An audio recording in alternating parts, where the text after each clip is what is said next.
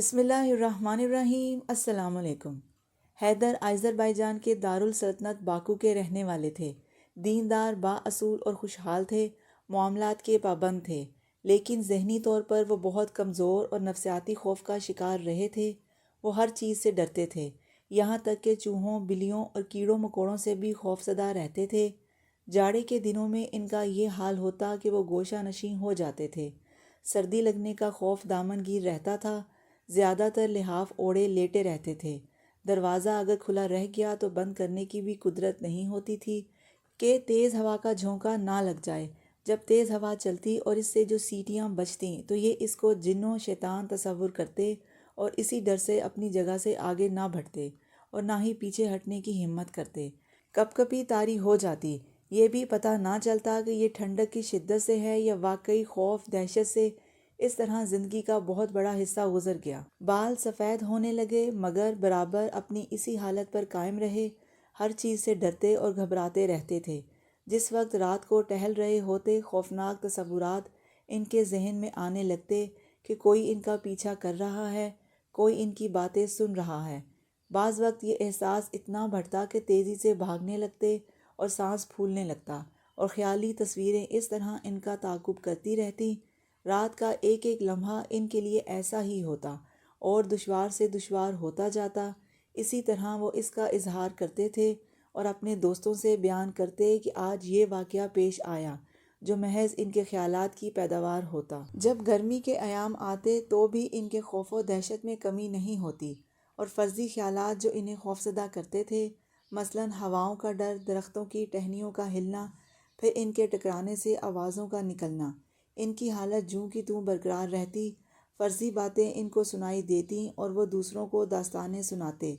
ان کو موت کا بھی بڑا خوف رہتا تھا، جس سے انہیں کسی طرح چین و سکون میسر نہیں آتا۔ جبکہ گرمی سکون و اطمینان، جمال و خوش مزاجی اور نرمی و رقت کا موسم ہے، اور یہ جن و انس کے خوش و خرم ہونے کے ایام ہیں۔ چڑیاں اس میں چہچہاتی ہیں، بلبل کے نغمے بلند ہوتے ہیں۔ خوشگوار پانی اپنے ٹھہراؤ اور جماؤ کے بعد پھر موجیں مارتا ہے، جس کی صاف صاف چمک بھی دکھائی دیتی ہے، اور یہ وہ ایام ہیں جن میں سکڑنے کے بعد پھیلاؤ آتا ہے۔ مگر ان کا حال سب سے مختلف ہوتا اور یہ ان ساری خوشگواریوں سے لطف اندوز ہونے سے محروم رہتے اور ان حسین و خوشگوار لمحات سے لطف اندوز نہیں ہو سکتے تھے۔ جبکہ رات کا سکون ان کو مزید پریشانی میں مبتلا کر دیتا اور یہ خیال یقین میں بدل جاتا کہ رات کے سکون میں ہی تو جن و شیطان نکلتے ہیں اور دن میں سورج کی گرمی ان کو باہر نکلنے نہیں دیتی۔ ان کی اس بے چارگی پر ان کے دوستوں کو افسوس ہوتا اور فکر مند رہتے اور ترس کھاتے، اور اس کے علاوہ کر بھی کیا سکتے تھے، اس لیے کہ وہ نفسیاتی مریض تھے۔ فرضی خیالات انہیں کھائے جا رہے تھے۔ ان کا حال عجیب تھا، ہر چیز ان کو روکتی اور حرکت و عمل سے باز رکھتی، اور یہ بات انہیں قید کیے ہوئے تھی، آزاد ہو کر بھی قید تھے، اور یہ ان کا ڈر خوف انہیں بالکل زمین کی پستی کی طرف لیے جا رہا تھا اور وہ راحت کے وسائل سے کوئی فائدہ نہ اٹھا پاتے تھے۔ حالانکہ یہ ایک اچھے، صحیح اور صاف ستھرے دماغ کے اور رفیق القلب شخص تھے، بھلائی کے کاموں کو پسند کرنے والے اور خیر کے کاموں میں بڑھ چڑھ کے حصہ لینے والے تھے، مگر دل کمزور۔ کاش کہ یہ طبیعت نہ ہوتی، اور جب ہے تو اس سے نکلنے کی استطاعت ہوتی۔ ان کے دوست احباب انہیں بہت سمجھاتے اور اس خوف کے دائرے سے نکلنے کے لیے تدبیریں سمجھاتے، لیکن ساری تدبیریں بیکار ثابت ہوئیں۔ ایک دن خلاف عادت رات کو تاخیر سے ایک ضروری کام سے مجبور ہو کر وہ اپنے کسی دوست سے ملنے نکلا۔ راستے میں غیر آباد علاقہ تھا، وہاں گھنے درخت تھے۔ انہیں کچھ دور چلنے کے بعد معلوم ہوا کہ پولیس والے احاطہ کیے ہوئے ہیں۔ اس منظر سے یہ ڈرے اور راستہ بدل دیا۔ دوسری طرف راستے میں قریب ہی چند لڑکوں کو دیکھا، زور و شور سے کھیل رہے ہیں۔ یہ ادھر سے رخ بدل کر چلے، وہ راستہ ویران تھا۔ وہاں ایک دم سے چند ٹھگوں نے انہیں گھیر لیا، جن کے چہرے سے ظلمت ظاہر ہو رہی تھی۔ وہ لوگ ان کو درختوں کے پاس گھسیٹ کر لے گئے اور ان سے پوچھ گچھ شروع کی کہ ان کے پاس کیا مال ہے۔ ایک نے سخت و تند لہجے میں کہا، تمہارے پاس جو کچھ مال ہو نکال دو۔ انہوں نے اپنے وہ سونے کی انگوٹھی اتار دی جو انہیں ورثے میں ملی تھی اور ان لوگوں کے حوالے کر دی۔ دوسرے نے کہا، روپے پیسے کہاں ہیں؟ جو کچھ جیب میں ہو نکال دو۔ انہوں نے بغیر کسی تردد کے جو کچھ جیب میں تھا نکال دیا۔ ان کی جیب میں چھوٹا سا قرآن کریم بھی تھا جس سے یہ اپنے دل کو سکون پہنچاتے تھے اور سفر و حضر میں ساتھ رکھتے اور تلاوت کرتے تھے، اور اس سے اپنے اندر ایمان و قوت پاتے تھے، اور جو ان کے لیے اندھیری خوفناک راتوں میں سکون قلب اور عافیت کا باعث ہوتی تھی۔ ان بدبختوں میں سے ایک نے اس مصحف مبارک کو لیا اور اس کو اپنے لیے بے فائدہ سمجھ کر دور پھینک دیا۔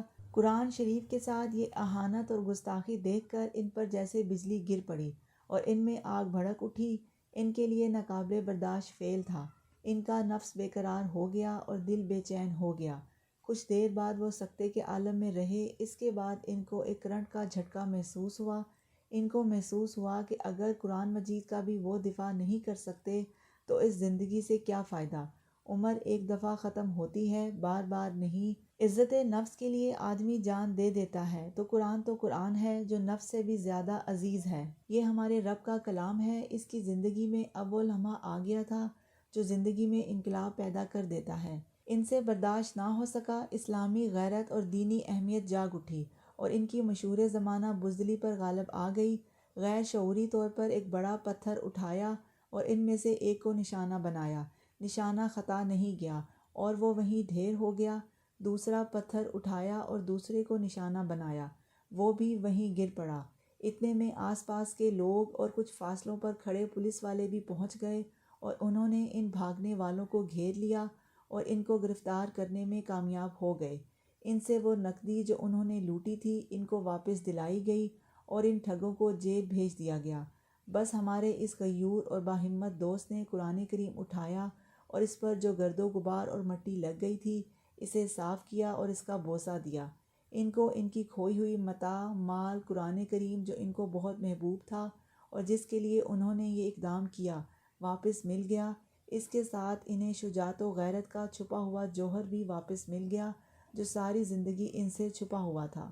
اس اسلامی غیرت اور دینی حمیت کا نتیجہ یہ ہوا کہ ایسا شخص جو ایک بزدل شخص مشہور تھا، اس ایک واقعے نے اس کے اندر بہادری کے جوہر کھول دیے اور بزدلی کے دروازے بند کر دیے۔ اب وہ ایک جرری، بلند ہمت انسان بن گیا اور انہوں نے اس کے بعد شجاعت کی زندگی کا بقیہ حصہ گزارا۔ اسلامی حمیت اور دینی اہمیت ہی ایک ایسی چیز ہے کہ اس کے آگے پہاڑ بھی چٹیل میدان معلوم ہوتا ہے۔ میری دعا ہے کہ اللہ تعالی ہم سب کو قرآن پاک پڑھنے اور اس پر عمل کرنے کی توفیق عطا فرمائے۔